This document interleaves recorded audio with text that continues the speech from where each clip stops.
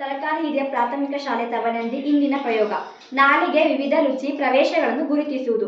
ಈಗ ನಾವು 4 ಲೋಟದಲ್ಲಿ ಸಕ್ಕರೆ ದ್ರಾವಣ, ಉಪ್ಪಿನ ದ್ರಾವಣ, ಬೇವಿನ ರಸ, ಹುಣಸೆ ರಸ ತೆಗೆದುಕೊಂಡಿದ್ದೇವೆ. ಈಗ ಸಕ್ಕರೆ ಮೊದಲನೇದಾಗಿ ದ್ರಾವಣ ರುಚಿ ನೋಡುತ್ತಿದ್ದೇವೆ. ನಾಲಿಗೆಯ ತುದಿಯಲ್ಲಿ ಸಿಹಿ ರುಚಿಯನ್ನು ತೋರಿಸುತ್ತಿದೆ. ದ್ರಾವಣವನ್ನು ಪರೀಕ್ಷಿಸುತ್ತಿದ್ದೇವೆ.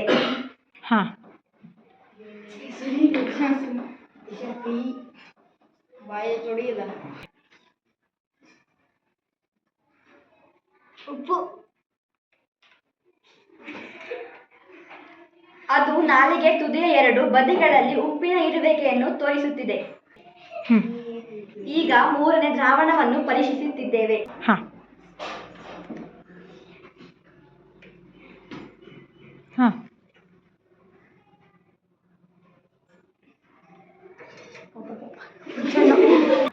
ಒಳನಾಲಿಗೆಯ 2 ಬದಿಯಲ್ಲಿ ಹುಳಿ ರುಚಿ ತೋರಿಸುತ್ತಿದೆ.